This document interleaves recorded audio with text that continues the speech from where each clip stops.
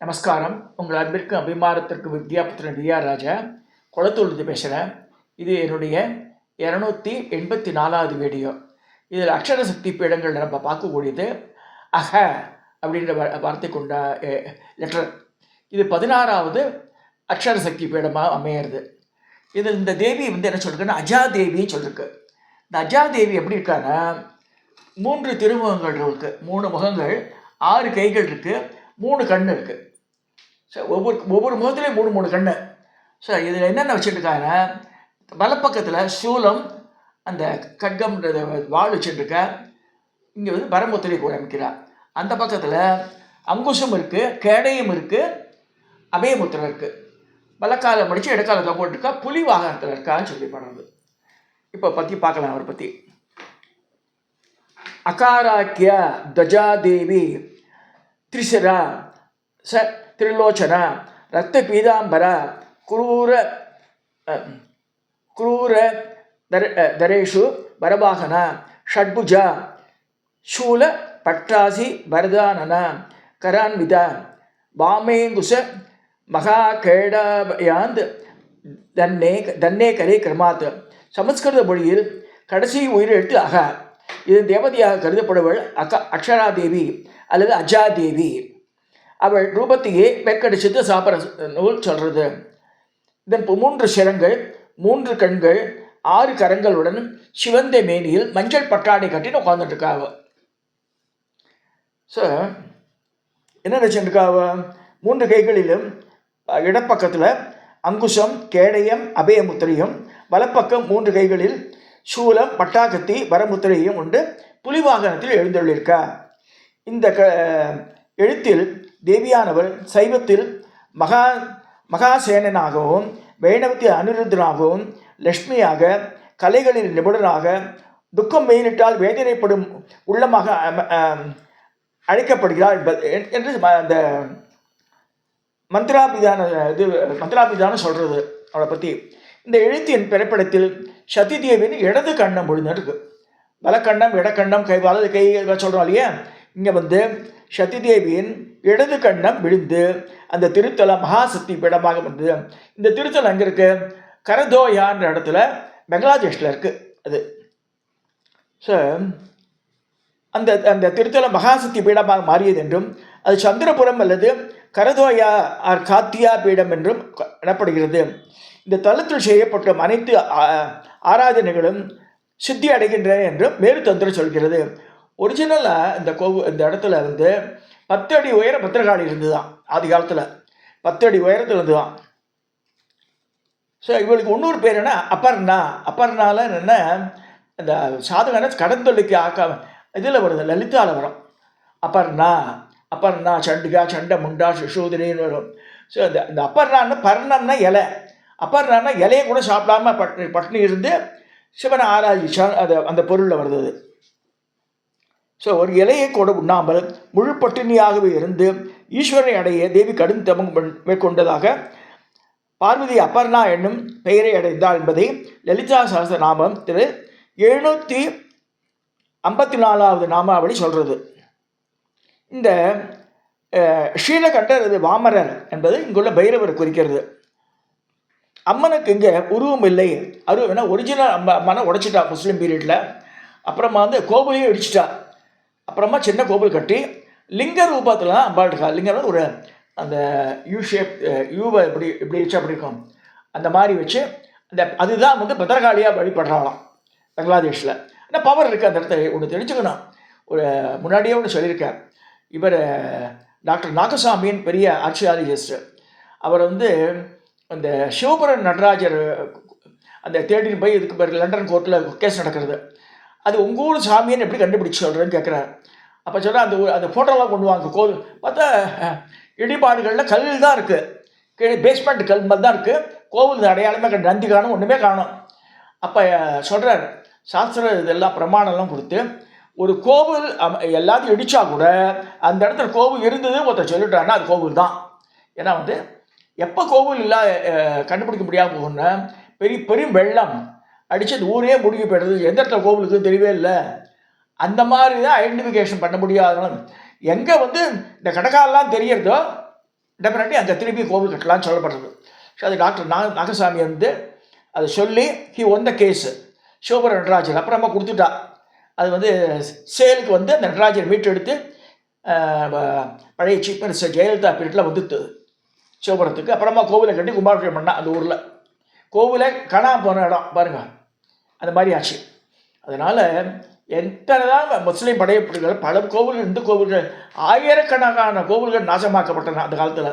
ஆனால் சக்தி இல்லைன்னு கிடையாது. திருப்பி அந்த கோவில் கட்டினா அது அந்த அந்த அந்த மந்திரங்களுக்கு இப்போ சயின்டிஃபிக்காக என்ன சொல்கிறா அதே மாதிரி தான் மந்திர சாஸ்திரங்களும் அப்படியா சொல்லியிருக்கு. அந்த வைப்ரேஷன் அங்கே இருந்துகிட்டே இருக்கும். சரி, திருப்பி வரும்போது சக்தி வந்து அது உரைய ஆரம்பிச்சிடும்.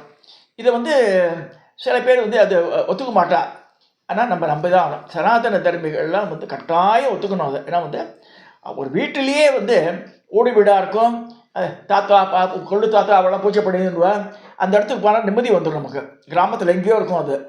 ஒரு ஃபெசிலிட்டி ஃபேன் இருக்காது, லைட் இருக்காது, அப்படியே இருக்கும். சூரிய வெளிச்சம் தான் வெளிச்சம். சாயந்தரம் போனால் பெட் பிளாக்ஸ் ஏதோ ஒரு லைட்டை ஏற்றணும்.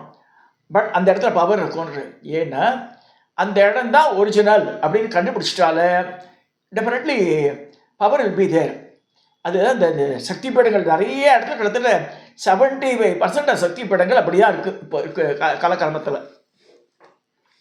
ஸோ பண்டைய காலத்தில் இங்கு ஒரு பெரிய ஆலமரமும் அதன் கருவறையில் சுமார் 10 அடி உயரம் உள்ள பத்ரகாளி சிலையும் இருந்துதான். அலைப்போல் வந்த அந்நிய மதத்தினர் படையெடுப்பால் அந்த சிலையும் ஆலயமும் சேதப்படுத்தி விட்டன. சில ஆண்டுகளுக்கு முன்புதான் தற்போது காணப்படும் சிறிய ஆலயமும் கருவறையில் அருவமாக லிங்கம் போன்ற கருங்கல்லும் பிரதிஷ்டை செய்யப்பட்டு பத்ரகாளியை வணங்குகிறார். பத்ரகாளி என்றால் பக்தர்களுக்கு மங்களத்தை அருள்வது சொல்வதுண்டு. ஸ்ரீ தத்துவநிதி என்னும் நூல் பத்ரகாளியின் ரூபலாவணத்தை பயங்கரமாக சித்தரிக்கின்றது. 3 கண்கள், 10 சிரங்கள், 10 கரங்கள், 10 கால்கள், பால், சக்கரம், கதை, அம்பு, பாசம், இரும்பு தடி, சூலம், பிரிசிண்டி, தலை, சங்கு ஆகியவை இவள் கரங்களை தென்படும். எல்லா அவயங்களிலும் அங்கங்களிலும் ஆபரணங்கள் போன்றவள். 51 மண்டை ஓடுகளை மாலையா போட்டுருக்கா. அதுதான் வந்து 51 அக்ஷரங்கள் முன்னாடி சொல்லியிருக்கோம். அது இந்திர நீலக்கல்லின் தினம் கொண்டவள். உக்கிரகமான முகம், சிகையில் அக்னி ஜுவாலை, சும்ப நிசும்ப அசுர கூட்டத்தை அடியோடு ஒழித்து கட்ட அன்னை பார்வதி இந்த மாதிரி ஒரு பயங்கர சக்தியை தோற்றுவித்தாள். அவளே பத்ரகாளி. அதாவது சும்பன் நிசும்பன் இது அண்ணன் தம்பி 2 பேரும் பாதாள லோகத்தில் இருக்கா. மேலே வந்து பார்த்தா எல்லாம் அடங்கியிருக்கு போரே. சரி பார்த்துட்டு வாண்ட் ஆக்குபை 16,000 வருஷம் தபஸ் பண்ணுறாளாம். ஒருவரை இந்த சும்ப நிசும்பர் இருவரும் 16,000 ஆண்டுகள் அன்ன ஆகாரம் என்று பிரம்மனை நோக்கி தவம் செய்தனர். இவர் தவத்தால் மகிழ்ந்த பிரம்மன் அன்னவாகனத்தில் முன் தோன்றி வேண்டும் வரம் யாது கேட்க எங்களுக்கு சாவே வரக்கூடாதுன்றா. எல்லாரும் இப்படி கட்டாயம் வரும்போது பெண்ணால் வரட்டோன்றாவ. யார் பொம்பளை வந்து அங்கே வர முடியாது இடத்துல. பராசக்தியே வந்து இவ பண்ணுற அக்கிரமத்தெல்லாம் பார்த்து எல்லா தேவர்களாம் முறையிடுறா பராசக்திகிட்ட. அப்போ என்ன செய்கிறான்னா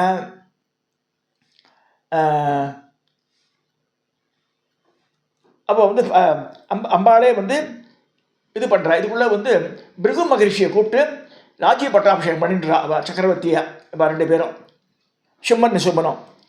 இவனுடைய ஆற்றலை அறிந்து கொண்ட ஷண்டன், முண்டன், ரத்த பீஜன் இவாள்லாம் வந்து அவளுக்கு துணை பொழிஞ்சு பண்ணுறார். ரத்த பீஜன்னா ஒரு ரத்தம் ட்ராப் கீழே விழுந்ததுன்னா உடம்புலேருந்து அதிலே ஒரு அசுரம் வந்துடுவான். சரி, இவாளெல்லாம் அழிக்கிறதுக்காக தான் அம்பாள் தோன்றான்னு வருது தேவி மகாத்மியத்தில். ஸோ சும்ப நிசும்பர்கள் போர்வீறி கொண்டு பல ராஜ்யங்களை கைப்பற்றி சூறையாடினர். 14 லோகங்களையும் அதாவது வெற்றி கொடி பிறந்தது. தேவலோகத்தில் அவளை விட்டு வைக்காம அவளை சிறைப்பிடிச்சு தரத்தி அடிக்கிறாங்க தேவலோகத்துலேருந்து. அவளெல்லாம் அம்பாளை பற்றி குறித்து பூஜை பண்ணி அம்பாள் திவ்ய தரிசனம் கொடுக்குறா. தேவருக்கு ஒன்று சேர்ந்து ஒரே குரல் அம்மே ஜெகத் ரட்சகி தங்கள் தரிசனத்தால் பாக்கியசாலியானோம், எங்களை காப்பாற்றியம்மா, உன்னை விட்டால் வேறு ஆள் கிடையாதுன்னு சொல்லும்போது அம்பாள் சொல்கிறா. சார் அவர் துடைக்க பார்வதி தன் தேகத்திலிருந்து சக்தியை உருவாக்கினார். அவள் தான் கௌசிகி தேவி. நம்ம 2 நாளைக்கு முன்னாடி பார்த்தோம் அதை. அதாவது பார்வதி இந்த சிவனோட கண்ணை மூடி அப்போ கருப்பாராலே அந்த கருப்பு அங்கேயே சட்டையை போட்டு வான்றார். அதுலேருந்து ஒரு காளி உண்டானான்னு சொல்கிறது. கௌசிகின்ற தேவி பார்வதி உடம்புலே வந்தான்னு இங்கே சொல்கிறது இந்த சக்தி பீட வரலாறு. ஆக்சுவலி கௌசிகி சரஸ்வதி உடம்புலே வந்தான்னு இன்னொரு புராணங்கள் சொல்கிறது. ஸோ இப்போ வந்து என்ன ஆகுது, கருமை நிறத்தோட மகா கோர ஸ்வரூபமாக இருந்ததால் பத்ரகாளி என்றும், அசுரர்களுக்கு பெரும் பயம் விளைவிக்கின்றால் இருந்ததால் காலராத்திரி என்றும் பெயர் பெற்றால் அந்த அந்த உருவம். இவள் அசுரரோட பயங்கரமாக போரிட்ட போது தேவர் இந்த சக்தி அனைத்தும் ஒன்று திரண்டது. நான்முகனின் பிரம்மசக்தியானவள் பெண் அன்னத்தின் மூலம் வந்து வந்து வரா பிராமி, அதே மகேஸ்வரி வரா, கௌமாரி முருகசக்தி, நாராயணி வந்து வைஷ்ணவி, நாராயணன் தங்க நாராயணி, விஷ்ணு தங்க வைஷ்ணவி, அதான் ரெண்டுமே ஒன்று தான். அது வந்து கருட பாகத்தில் வரா. ருத்ரசக்தி வெள்ளை ரிஷபத்தின் மேல் வந்து மகேஸ்வரியா வரா. வேல்முரு அப்புறம் வந்து இந்திரனுடைய சக்தியானவர் ஐராவதியானது இந்திராணி அவராகும். வராகி சக்தியானவர் வராக ரூபத்தில் வராகி என்ற பெயர் வந்தாள். யமனி சக்தியானவர் எருமை மாற்றின் மீது வருகிறாள். யாமி என்ற பெயரில் வராகும். நைருத்தி சக்தியானவள் சிம்ம உருவத்தோடு நரசிம்மி என்ற பெயரத்தில் பெயர் வருது. நரசிம்மின்னு சொல்கிறது இல்லை, நார்மலா சப்தம் பார்த்தாலும் வரமாட்டாவோ. ஆனால் இந்த தேவி மகாத்தை சொல்லும்போது நரசிம்மியம் வரா. வருண சக்தியானவள் வாருணி என்ற பெயரில் வரா. ஸோ குபேர சக்தியானவள் கௌபேரி என்ற பெயரில் வரா. எனவே பத்ரகாளி இருப்பது சப்போர்ட்டிவாக வந்து சண்டைக்கு வரும்போது எல்லாரையும் அவ தேவியை வந்து அசுரர்களை அழிச்சான்னு வருது. தேவி பாகவதம் பொழுதும் பத்ரகாளியின் இருப்பிடமான கரோதயா பீடத்தில் தான் சத்தியதேவியின் இடது கண்டம் விழுந்ததாக அறிகிறோம். அன்னையை இடக்காது இடது பிருஷ்டம் என்று பல பாகங்கள் இங்கு விழுந்ததாகவும் சில நூல்கள் சொல்கின்றன. பங்களாதேஷ் நாட்டில் லால் மணிர் காட், பாத்காட் என்னும் ரயில் பிரிவில் போக்ரா ரயில் நிலையம் உள்ளது. அங்கே இறங்கி 32 கிலோமீட்டர் பயணித்தால் இந்த பவானிபூர் குக்கிராமம், இந்த குக்கிராமத்தில் அழகிய நதி ஓடுது, அது பேர் கரோதயா. அந்த நதியின் தீரத்தில் அமைஞ்சுள்ளது கோவில், சின்ன கோவில். உள்ள லிங்க வடிவில் தான் அம்பாள் இருக்கா. இப்போ ஒரிஜினலாக 10 அடி உயரத்தில் இருந்தால் பெரிய கோவிலாக இருந்தது, இப்போ சின்ன கோவில் ஆகிடுது. இப்போ இந்த புனித இடத்தை யுகாத்தியான்னு கொடுக்கிறார். அட்டகாசம் செய்வதும் அருளும் அன்னையின் ஊழி காலத்தில் பத்ரகாளியை பயங்கரமாக நமது பாரதியார் கண்டார். இந்த பயங்கரியை பண்டைய தமிழர்கள் பழையோள் அதான் சொல்கிறான். பழையோள் சொல்கிறது இவ்வளோதான், காளியை தான். இன்று கொற்றவையும் சொல்கிறான். கொற்றவை துர்க்கையும் சொல்கிறான், சில பேர் காளியும் சொல்கிறான். கொற்றவை வந்து போருக்கு உண்டான தெய்வம். ஸோ இந்த பத்ரகாளி எப்படி அவள் தான் வந்து இந்த அஜாதேவின்ற பேரில் விளங்குறான். இந்த ரூபம் எங்கே இருக்குன்னா திருப்பிய நம்ம குஜராத்தில் அம்பாஜியில் இருக்கிற இந்த 16வது சன்னதியில் சீதிஸ் ரூபம். இது வந்து அந்த அக்ஷரத்துக்கு உண்டான ரூபம், நல்லா புரிஞ்சுக்கணும். இப்போ ஏன் இப்படி பத்ரகாளி சொன்னால் இது ஆக்சுவலாக இருக்கிறது இங்கே சொல்லிடுறோம். அந்த அக்ஷரத்துக்கு உண்டான ரூபம் இப்படி இருக்குன்னு சொல்லி சிற்பசாஸ்திரத்தை சொல்கிற மாதிரி பண்ணியிருக்காவ. இதை வந்து இந்த 284வது வீடியோவை நிறைவு செய்ய தயவுசெய்து சப்ஸ்கிரைப் பண்ணுங்க, ஷேர் பண்ணுங்க, லைக் பண்ணுங்க.